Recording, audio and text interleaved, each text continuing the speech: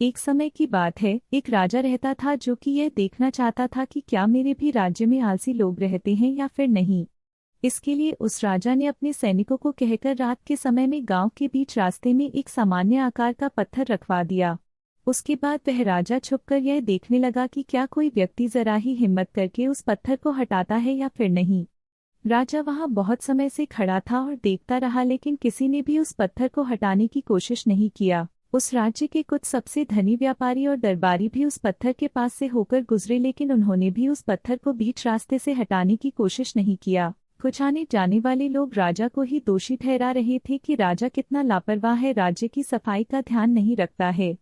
कुछ समय बीतने के बाद उसी पत्थर से होकर एक सब्जी वाला गुजर रहा था। तभी उसने उस पत्थर को देखा, उसे वहां से हटाने का निर्णय भी लिया।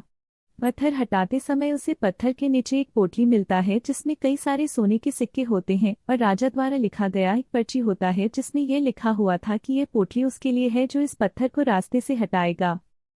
सब्जी वाला समझ जाता है कि यह उसकी मेहनत का फल है, लेकिन बाकियों को वह पोटली इसलिए नहीं मिला क्योंकि वे लोग आलसी थे और जरा भी कष्ट सहना नहीं चाहते।